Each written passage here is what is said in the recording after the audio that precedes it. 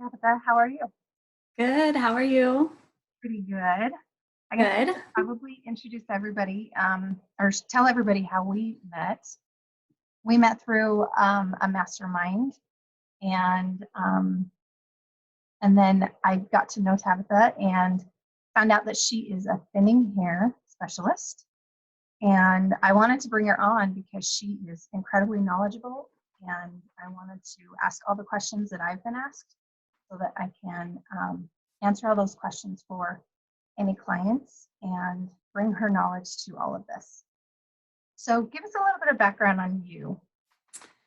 Okay. Well, my name is Tabitha, and I'm a fine haired specialist. I've been a fine haired specialist for 23 years. And I'm also a trichologist, which is the study of scalp and hair. With people with fine hair, we tend to notice hair thinning a little bit sooner than people with thicker hair. Our ponytails get smaller, or we see more of our scalp. And so a lot of my clients had questions about that. And so I decided to do a little bit of research and found USTI, which is US Trichology Institute in New York. And it was really a great experience. It was a lot more than I thought it was going to be. There's a lot to learn, but I really loved it. I got to meet some of the top dermatologists who are studying in New York and trying to find out more about certain types of hair loss. And so that was really exciting. So once I opened the door and stepped through, I've been helping people with hair loss ever since. Awesome.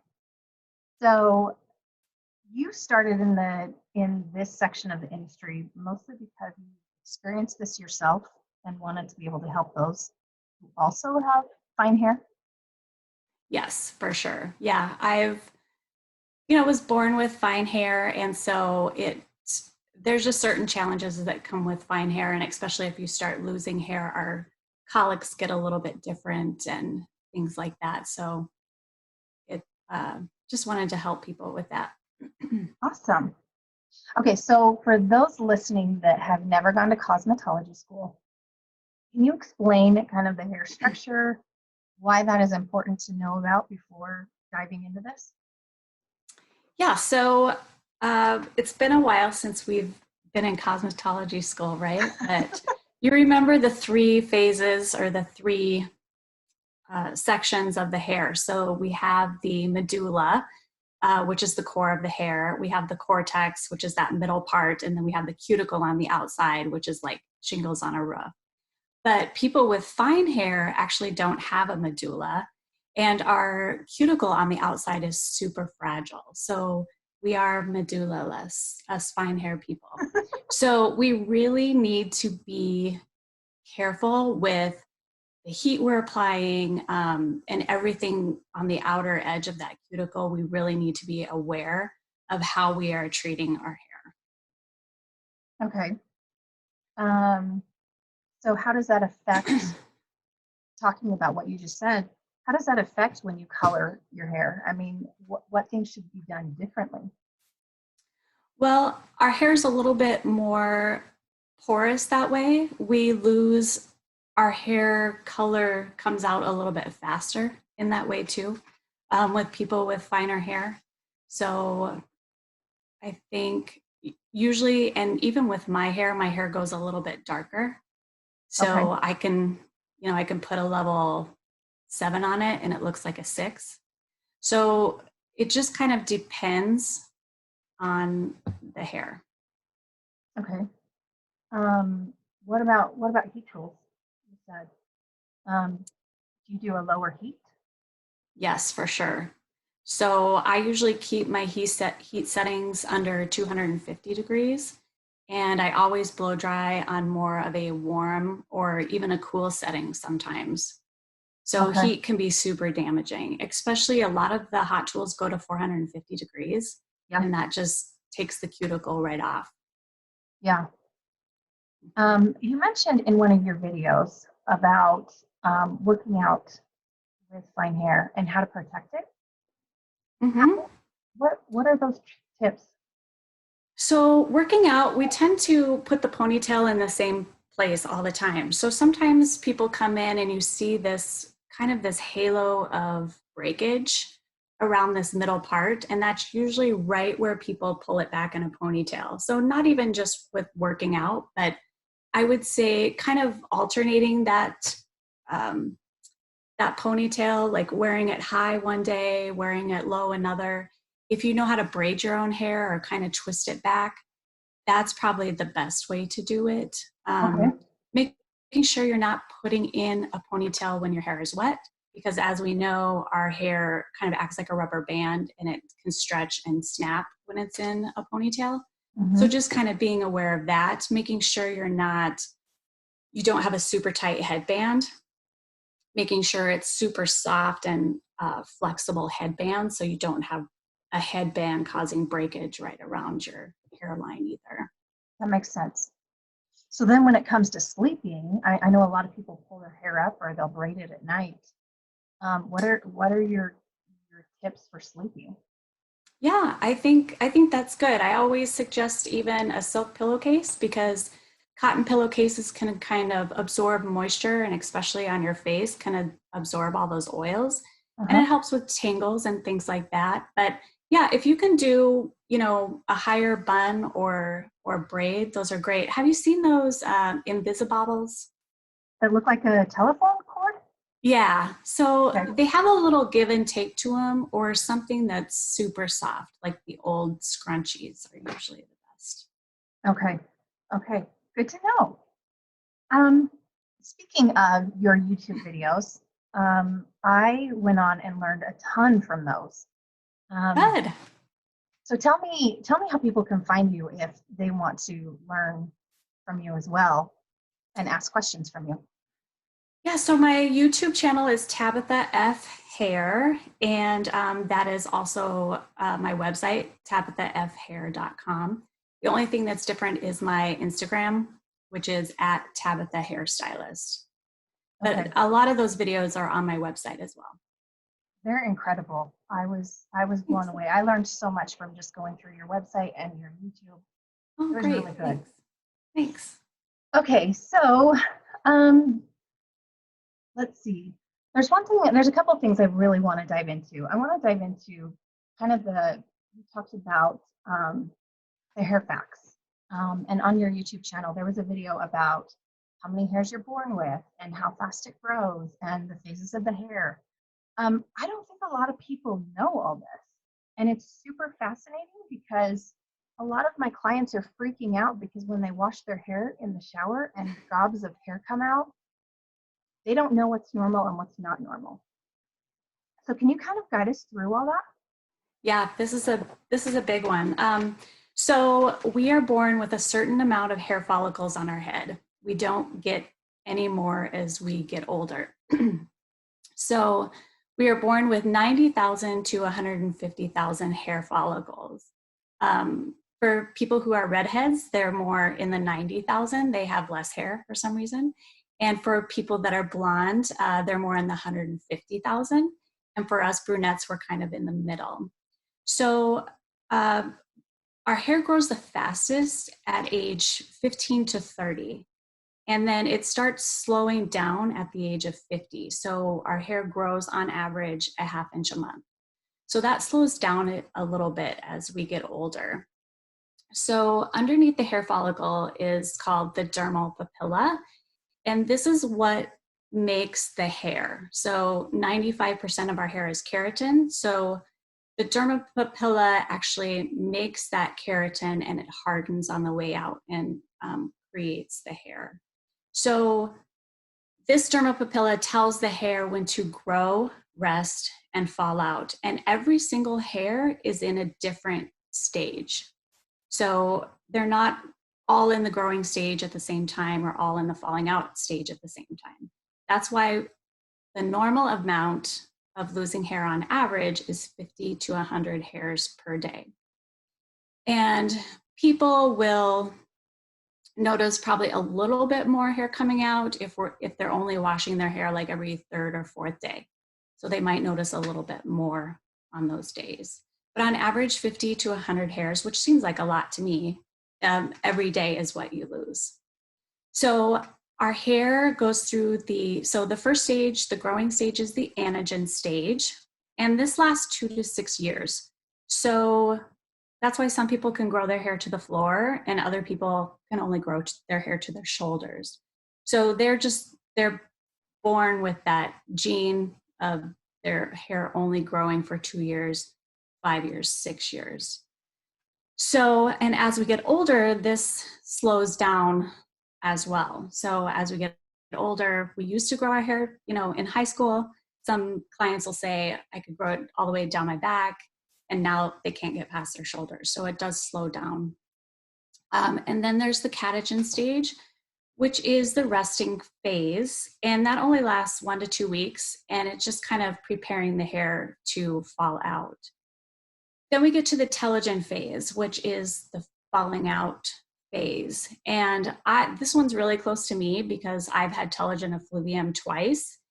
And it's when something triggers hairs that are in the anagen phase, in the growing phase, it triggers it, not all your hair, but a lot of it, to go into the telogen phase.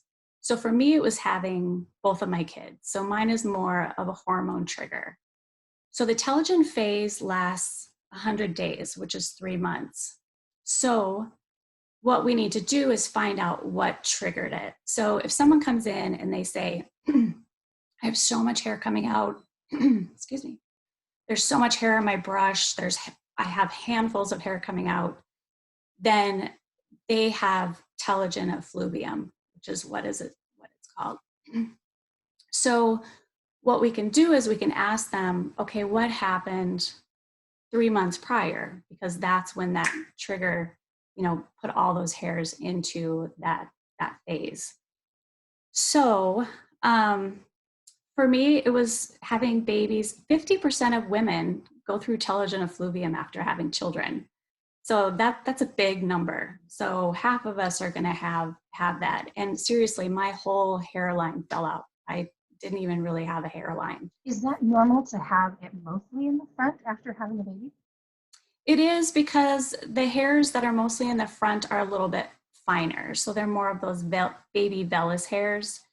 So they're a little bit more fragile. But usually it is kind of an even amount all over.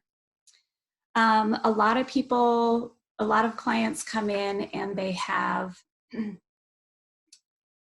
telogen effluvium from like major diet change. In January, they went on keto and started working out every day. So this can also kind of be a trigger for people as well. Hormones, I said.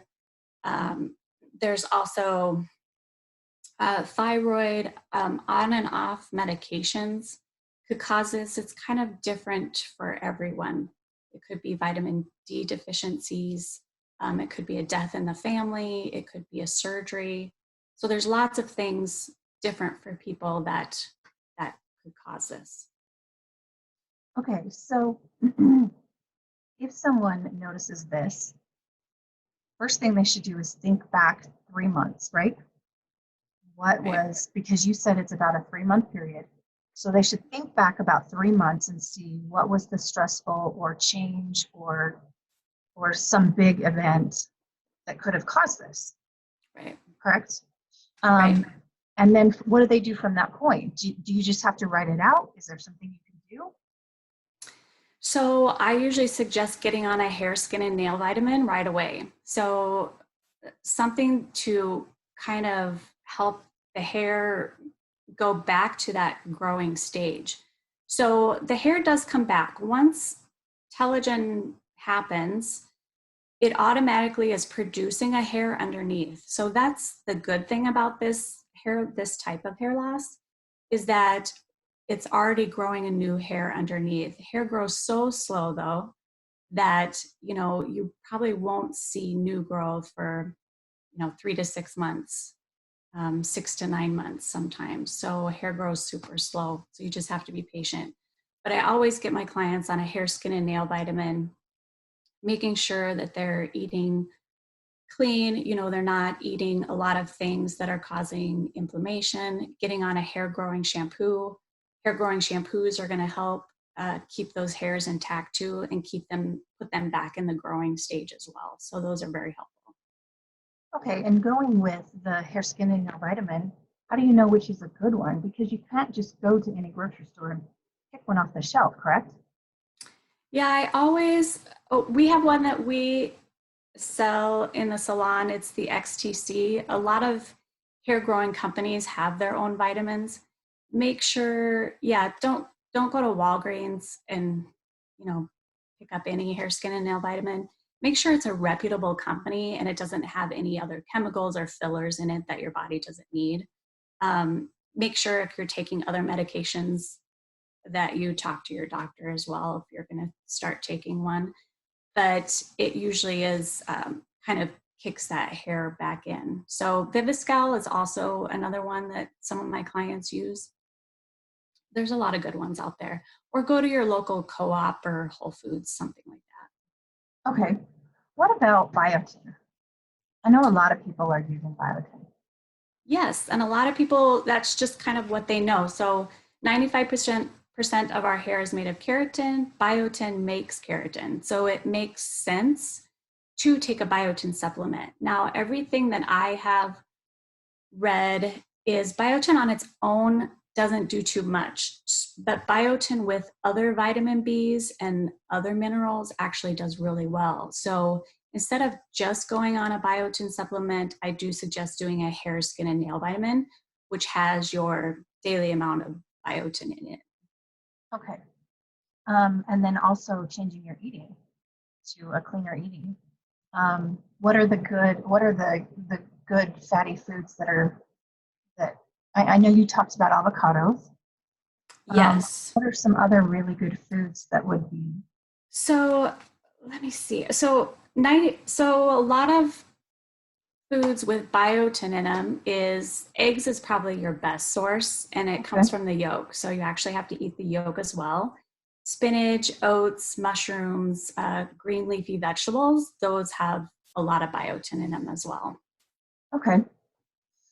And then you also talked about the hair care, the shampoo and conditioner. How do you know? I mean, everybody's heard of Rogaine. Everybody knows about Nioxin. What do you think of those, and why do you think that? So hair growing shampoos. So I guess I need to talk about um, genetic hair loss first, Okay. or Yeah, let's start with um, that.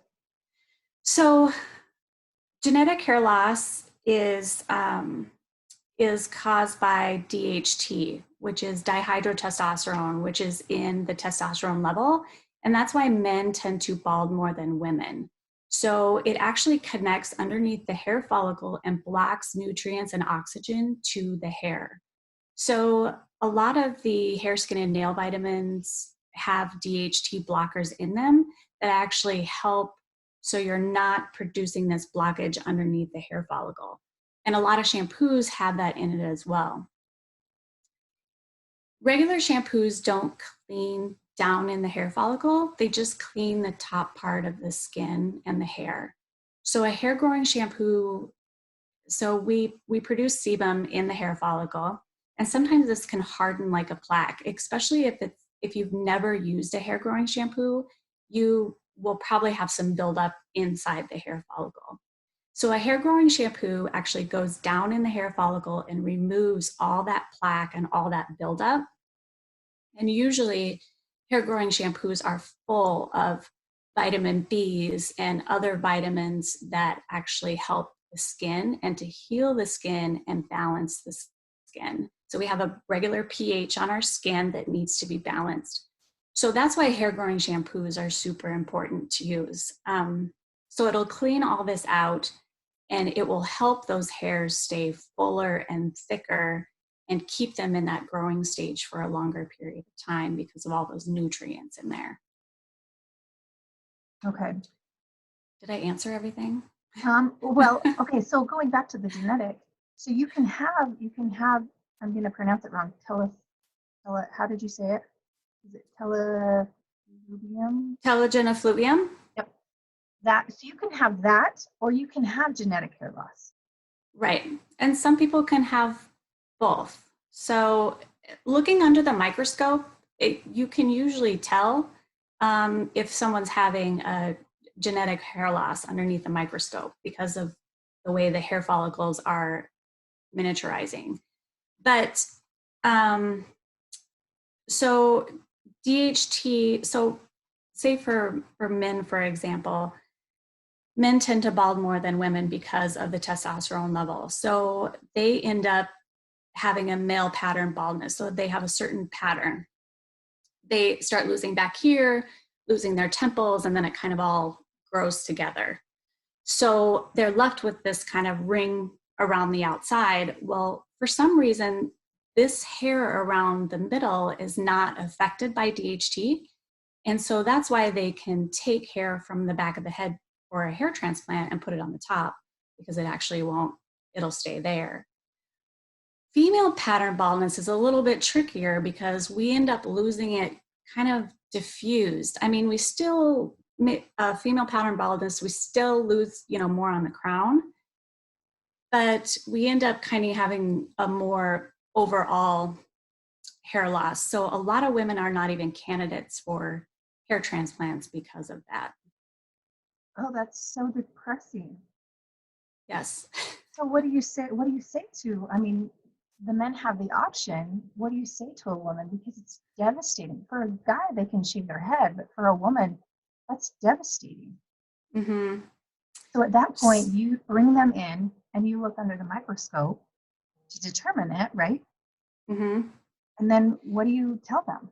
If there is hair still there, if they just have miniaturized hair and the hair is still there, it's still getting oxygen and nutrients to it. So there are things that we can do to kind of reboost that up.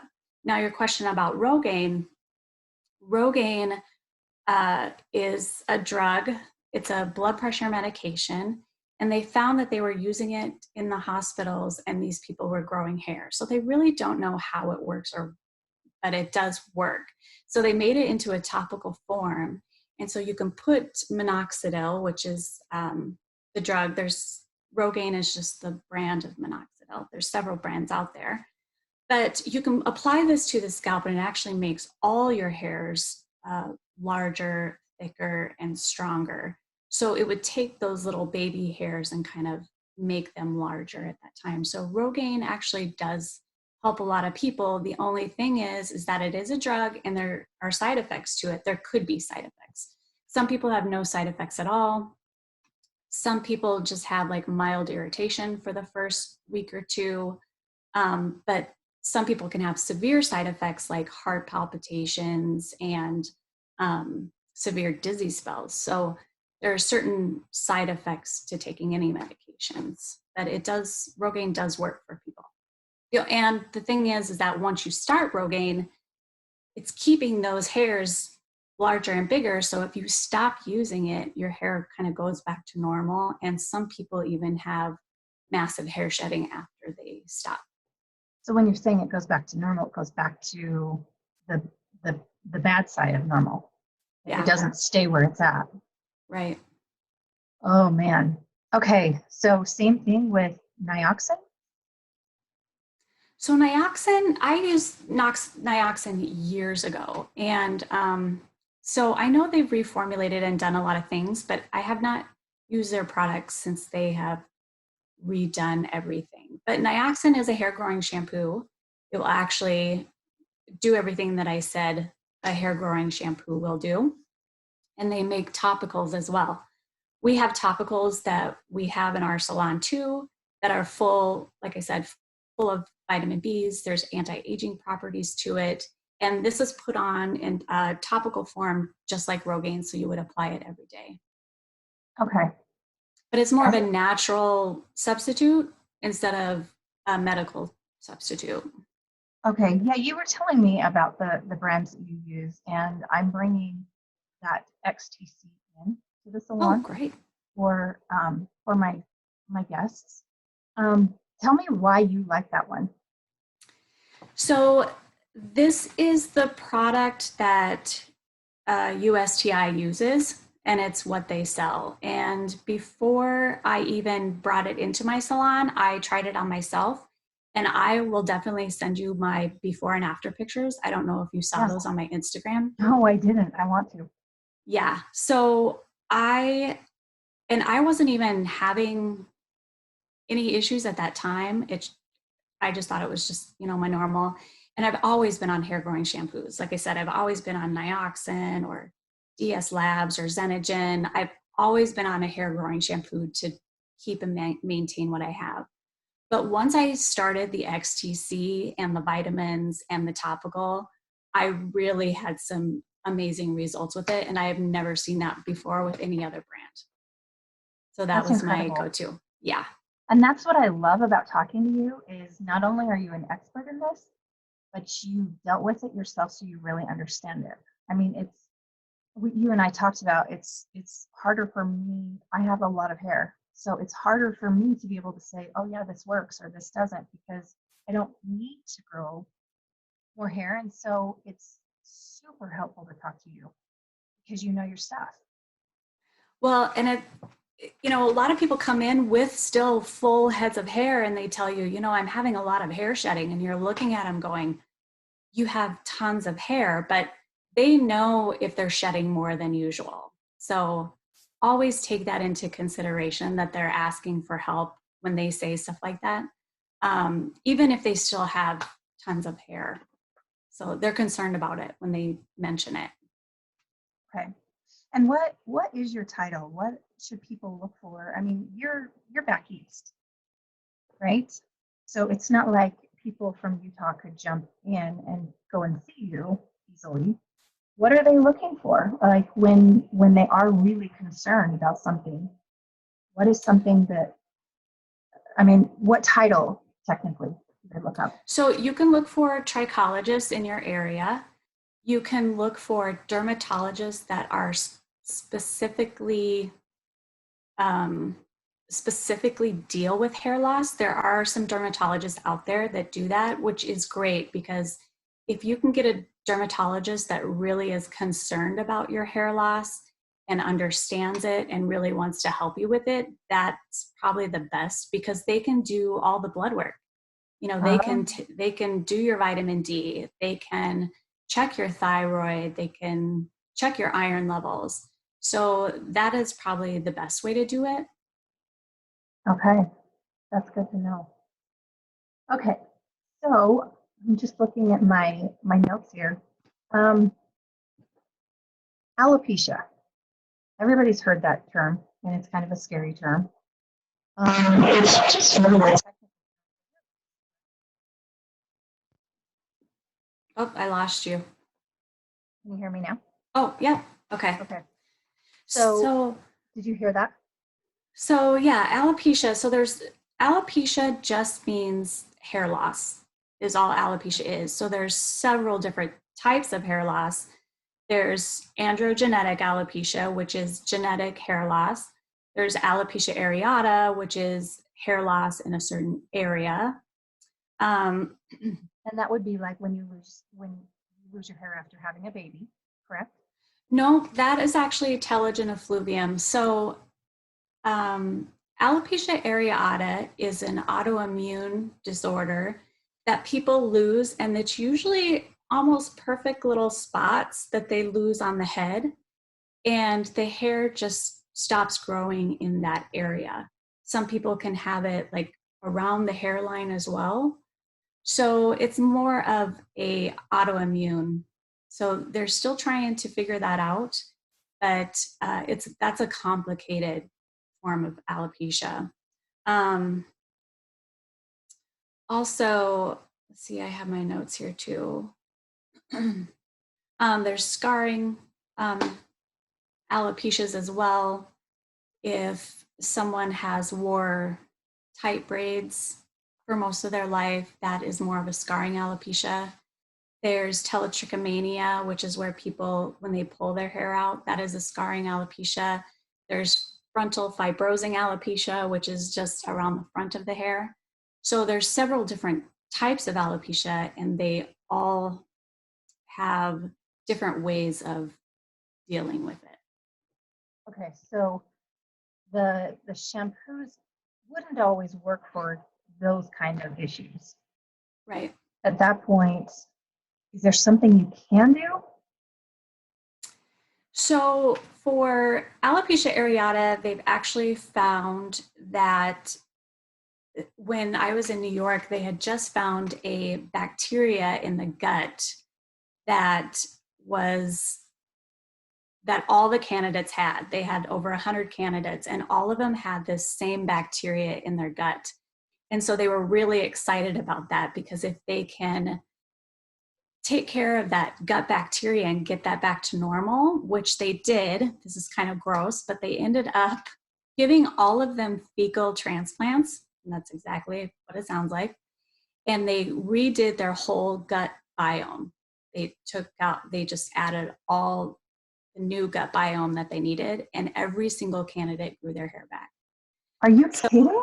yeah, it was super exciting. I mean, the Dr. Cristiano, which is in New York, it was so exciting for them. They were over the moon for it. So more things are coming out. I mean, um, they're working on donor hair as well. So they're looking on creating this donor hair in the lab, so females and more men can get more hair transplants. So there's a lot of new stuff coming up that's super exciting for people with hair loss.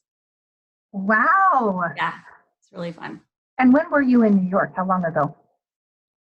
Um, year and a half ago. Okay, so it's still pretty Yeah, new, yeah. all of that stuff. Oh my gosh, that's so exciting. Mm-hmm. Okay, so I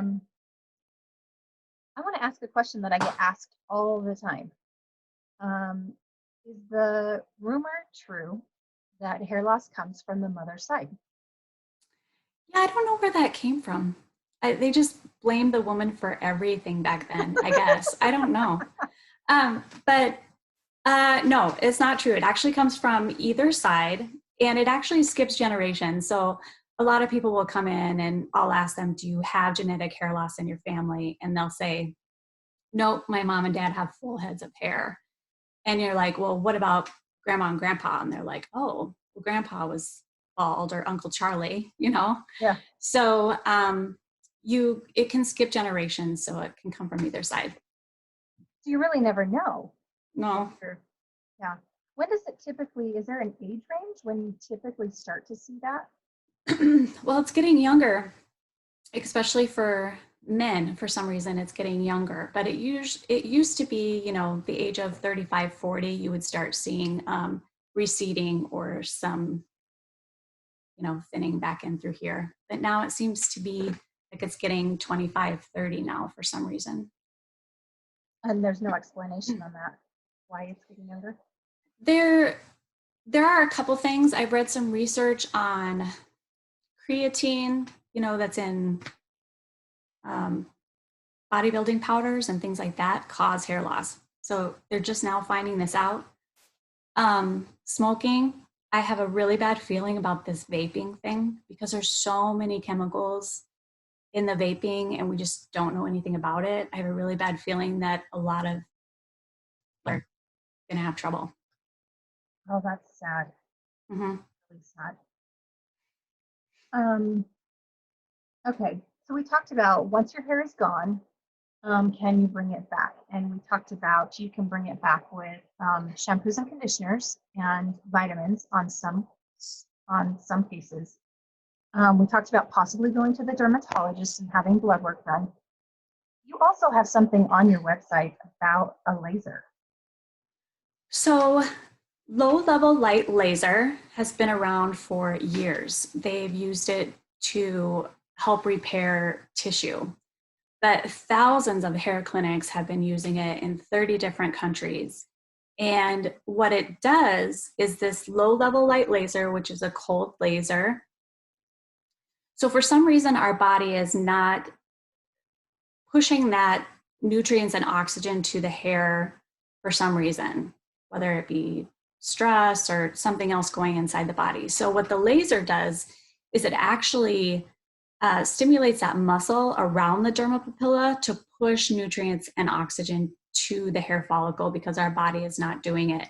It actually, every time you use it, it flushes 53% of those oxygen and nutrients to the follicle to help it grow and to be bigger. So that's why low light level laser works. It works great. And I actually did that on my hair as well with all the vitamins and everything. And what is the process? It's, I mean, if it's a cold laser, it's not painful. No, not at all. It's not hot. You don't even feel it. So a lot of them are caps. And so you just put the cap on. Some of them have a battery pack. You can walk around with it. You do it for up to 30 minutes, 20, 30 minutes, and then you do it every other day. So since it's working out that muscle underneath the papilla, you kind of want to wait a day to let that muscle kind of cool down. It's trying to teach that muscle to do it on its own. Okay. So, and is this something that you have to go to a salon or you have to go to a certain place, or can you order the cap and have it at home? you can, yep.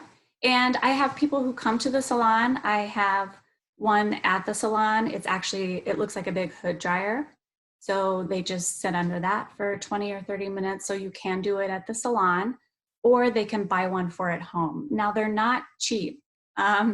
So you can buy a comb, a laser comb, but the thing with those is that you have to sit there and move it around. So they're kind of a pain. But the caps are, I think the lowest one is 80 diodes. So it goes by diodes. So a lot of my clients buy the 80 diode one. It still grows hair, and it costs around $850. Oh, wow. So that's usually around the cheapest one. And then there's ones that go up like 270 diodes, and those are around $3,000. But you're going to get better results with that. Yeah, you're getting great results. And it's a lot cheaper than, going through a hair transplant too. Oh, for sure. Mm-hmm. And then what happens when you stop using that? Will your hair go back to the old normal again? It usually people who do it for about a year don't end up having to do it for quite a while, but then they end up, hair still is slowing down as we get older. So they'll either just do it once a month instead of 3 times a week. They'll just kind of cut back on it, or they'll wait a year and not use it and then start using it again. It's not hurting anything. It actually helps repair the hair shaft itself as well. So it's a really good treatment. Awesome. Any side effects to it? No, none that have been reported. No, in all the years. No. Wow. Okay, so when I was in hair school, somebody had it was like a hand type thing, and they would rub it on your scalp, and it was like electricity. You could see it. Have you heard of that or anything? I wonder if that's a form of the laser. I mean, it didn't hurt at all, but I am not sure. I you have haven't seen not. that. No. Okay. You can see the electricity coming out of it? But not, you can't see it coming out of it, but you can see it's kind of like a glass looking hand, and you could see the electricity going through it. It was very interesting. But someone brought it in, but nobody knew what it was. So we were just playing with it. Okay. But It could have been. Okay. It could have been So something like that. that leads me to another question. Is I notice in my clients that their hair is falling out, that they're losing, or that they're just losing it slowly over time. But when I'm doing the head massage, every single time their scalp in that area is hard as a rock. Is there any correlation? I've always wondered if, because then the more I massage it, the softer it gets. But is there a correlation where if we were to massage our head more, or we were to brush it and just bring that blood flow in, does that change anything? It does stimulate the hair follicle for sure, because we want the hair follicle to get more nutrients and oxygen to it, and that blood flow is what's carrying the nutrients and oxygen. So I have clients who have super tight scalps as well. And yeah, I think just, giving yourself a scalp massage, always use your fingertips, never scratch or irritate. We don't need any irritation or like harsh brushing. It doesn't take much to stimulate that blood flow just by doing a light massage. But yeah, it definitely brings blood flow to it. A lot of Okay. people don't know that they're carrying stress up there. And I think that's why a scalp massage feels so good, is that we do carry a lot of stress, up in our head and neck area. And um, what about when you're massaging it? Does it break up that blockage in the hair follicle or not at all? Yeah, it could. If you're using a hair growing shampoo and you're kind of manipulating that shampoo down farther into the hair follicle, yeah, for sure. What makes the hair shampoo go in deeper than a regular shampoo? I am not sure of the vitamins in it. I think is what brings it down in there. There's usually no sulfates or anything like that that's going down in there. I'm not exactly sure of the exact ingredients that does that, to be honest. You also talked about different ingredients that you should stay away from. And I know sulfates were one of them. Yes. Um, there's quite a few, and like sodium lauryl sulfates, it'll say like SLS sometimes instead of sodium lauryl sulfates. Parabens, dimethicone, propylene glycol, ethanol, all of these cause cancer as well. So you might as well not have them in anything. Um, but a lot of times they leave a really bad buildup. So sodium lauryl sulfates is a detergent, is what it is, and it makes your shampoo lather. So this detergent, if you're not getting it all off of the skin and out of the hair follicle, it can cause some hair loss. So when people come in and I'm looking at them under the microscope, usually I see a lot of buildup like behind the ear and back in through here. And for us fine hair people, we can usually get the water back there. But like my daughter has a lot of hair. And if you can take the shower off and actually shoot it up under here to rinse out your shampoo, it will get it all off, just like if you're at the salon. If you can't, I really suggest parting it and making sure you are feeling the water hit your scalp. Because people like you, Allison, who have so much hair, and you get all those suds up under there, and then you lean back. We really want to make sure that you're getting like all of that off behind the ear. And especially if you're using dry shampoo. Dry shampoo, I've seen people that they say they just washed their hair before they came in for the microscope treatment, and they have just caked dry shampoo around the hairline that they're just not getting off. So I always suggest if you are using dry shampoo, make sure you're shampooing twice. Okay. So a couple of questions. The dry shampoo, does that, I've heard a few clients say that they felt like it was making their hair fall out. Is that real? Is it clogging up the Everyone, pore? it could be if they're not getting it all off. I would suggest not leaving dry shampoo on the scalp for a whole week at a time. I know people just kind of keep reapplying it for like 5-6 days in a row. It will clog the hair follicle for sure. And if there are some bad chemicals in there as well, it could be causing some irritation. And our scalp and hair follicles just don't like any inflammation or irritation at all. So just be careful of the ones that you're using and just making sure that you're washing it out really good every, 2 or 3 days, washing it all off the scalp. You did talk about, we take care of our skin, but we don't think about this. This is skin as well, and we need to be taking care of that as well. You Yeah. know, it was kind Yeah. of eye-opening because you just don't think about that. You think of this part of your hair. You don't think about the skin underneath. Right. So So go ahead. go ahead. Yeah. So just keeping that clean, right? And I always suggest too, some people don't want to spend the money on hair vitamins and a really good hair growing shampoo, but they'll spend $100 on a really good moisturizer to help with wrinkles. But if you spent 100 and that lasts 3 months, well, a hair, skin, and nail vitamin and a really good hair growing shampoo for $100 is going to last you 3 months as well. So why not really, invest in that too and take care of your hair? Yeah, because this isn't going to look the same if you're not starting at the foundation. Right. So another Yeah. question: when I'm rinsing out my hair, um, so more than just I'm getting greasy faster because I left too much shampoo or conditioner in there, it could be doing a lot of damage.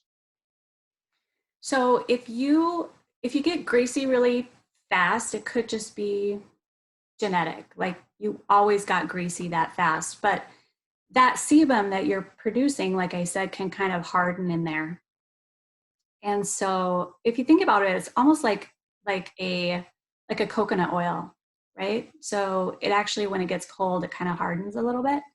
So if you think Oh, of it that way, it's kind of clogging in there. So you need to remove that every once in a while. Now, if you have never had greasy hair and all of a sudden you are getting greasy hair, then there's something else going on inside the body.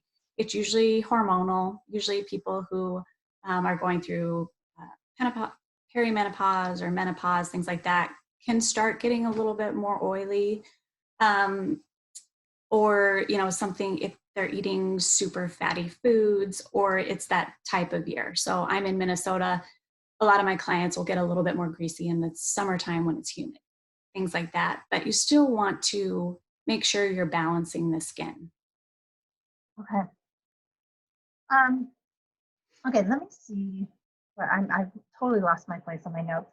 Give me just 1 second. But how often should you wash fine hair? It kind of all depends. Like if it does get more greasy, it tends to look more flatter and you see more scalp. So it that all depends. If you can go a few days without washing, so your hair is not getting dry, um, you know, do that if you can. But it all depends on how much oil you're producing. Okay. And what about the saying that the oils are good for your hair, so the longer you go um, with fine hair, is there any?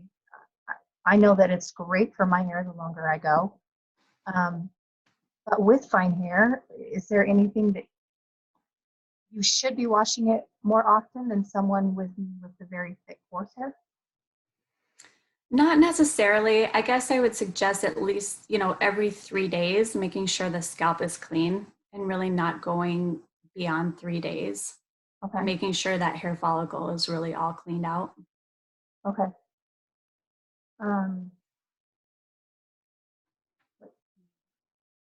are there any types of products that people with thin hair, fine hair should stay away from? Because I think we think about the oils and everything we put in. Is that clogging it up? Well, with finer hair, we really want to try not to put anything on the skin.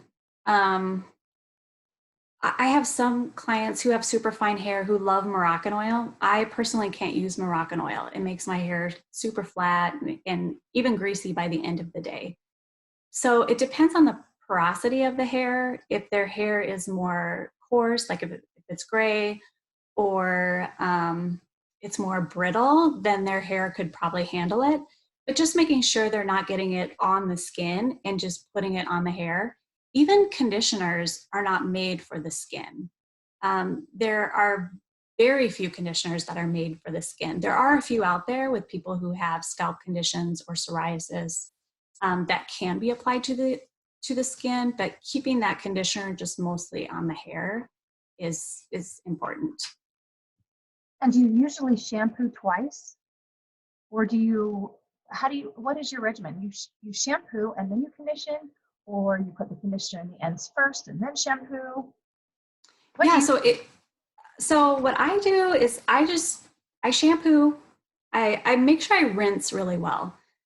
You can rinse a lot of your natural oils off just by rinsing, not by shampooing. So I rinse really well.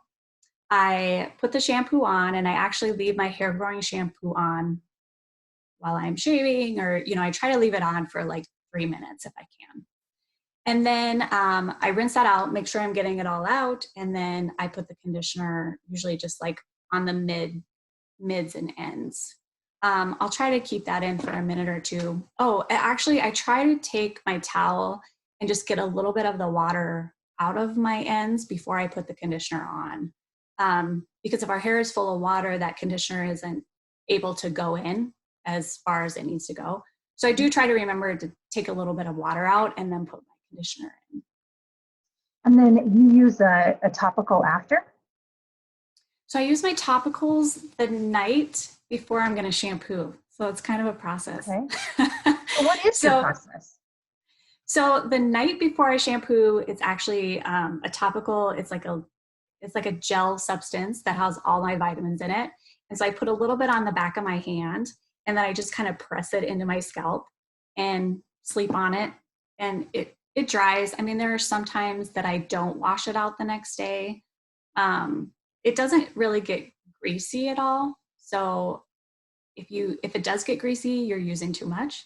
So just a little bit amount, and I usually do it around the hairline. And then the next day I can shampoo.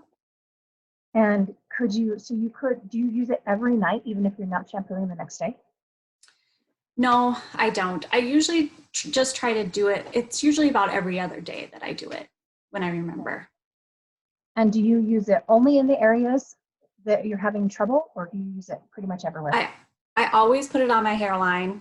I always put it on the top part of my hair and through here. And then whatever I have left, I'll usually kind of put it in other random places, like, back and through here. So I usually have a little bit more to kind of do other places as well. Okay. And that little bottle that it comes in lasts me at least 3 months. Oh, that's good. Yeah, that is good. Okay, let me see.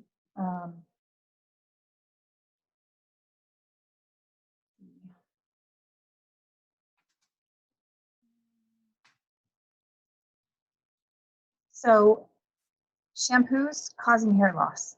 Is that because you're not rinsing it out, or is there another reason?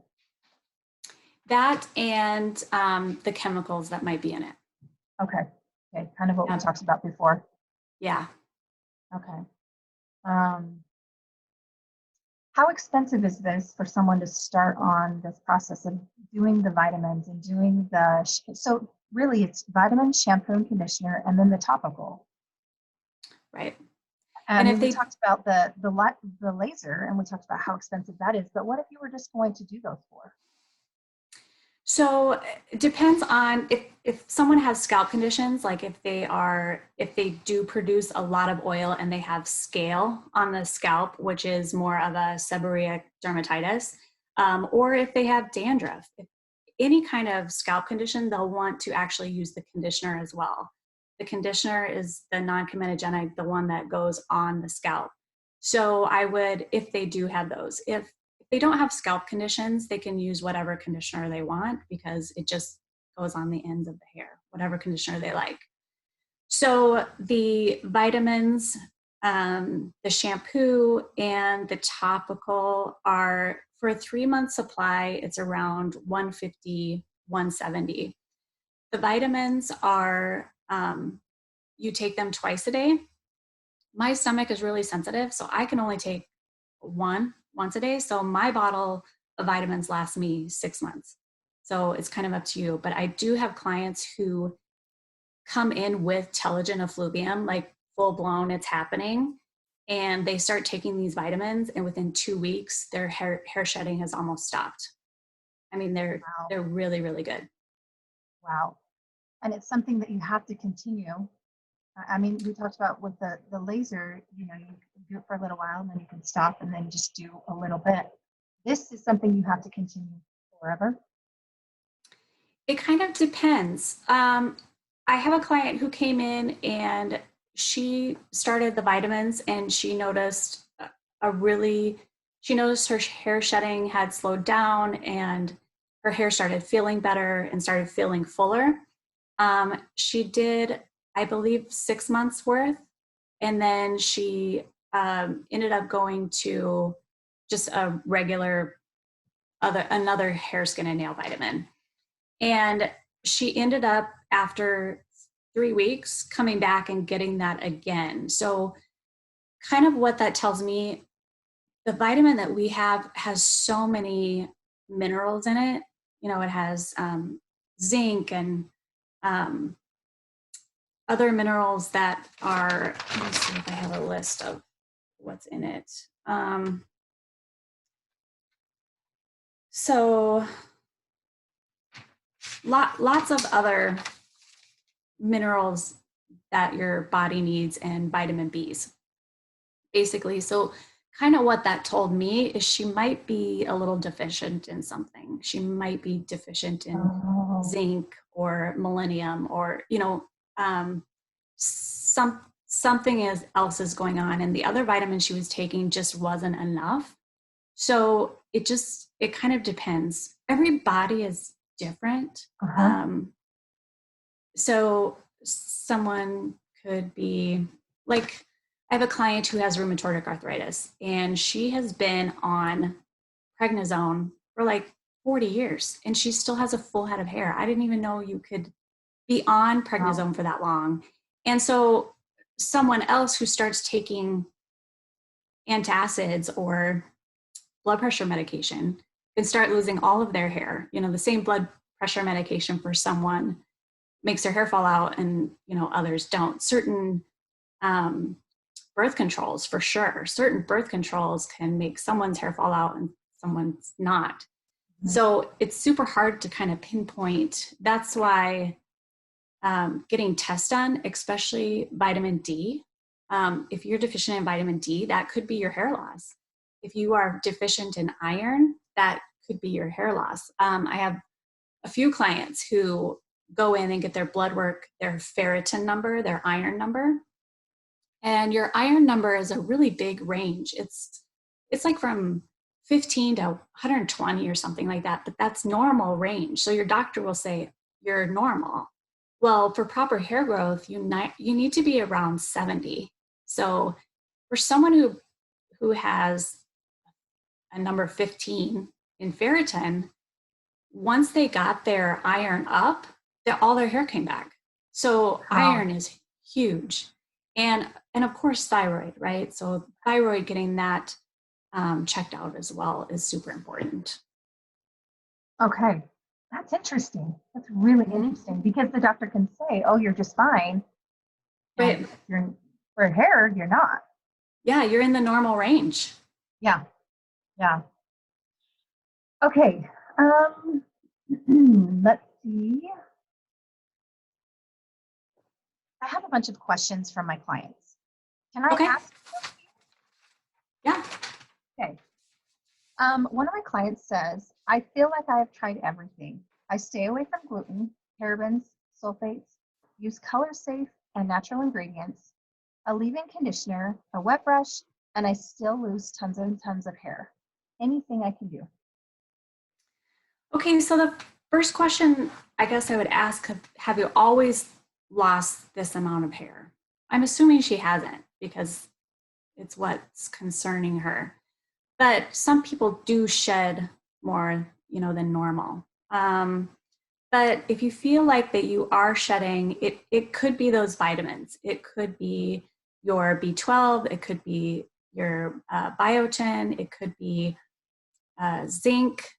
It could be one of those. So I guess I would really ask your doctor, especially if your thyroid is balanced right now.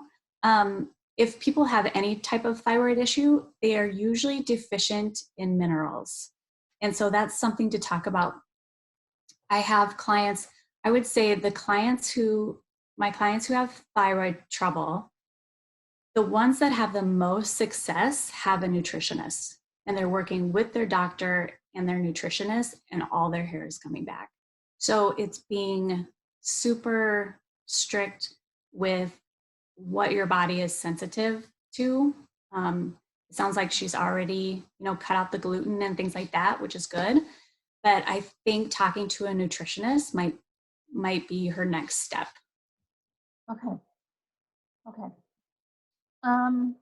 Let's see. Um, is length an issue? Like, would it help if people's hair was shorter? Like, is it too heavy and it pulls it down and you can lose hair from length? No, hair, I mean, it's super strong. Once it's in the growing stage, I mean, unless you're, like I said, doing really tight things and pulling it out, um, it's in that growing stage pretty good. So, of course, finer hair looks thicker when it's shorter. But as far as it being super heavy, I wouldn't think so. It's just being gentle with it, brushing gently when the hair is wet, brushing gently, things like that. And how do you do that? Do you brush it when it's wet, or do you always wait till it's dry? You know, I wait a little bit. I actually tell my clients to detangle before they get into the shower. So after there's not a whole bunch of tangles. I have a super wide tooth comb. It's like this big. And I mean, it's for people with crazy tons of hair, but that's what I use on mine too. That it's spaced really far apart. I wish I had it here.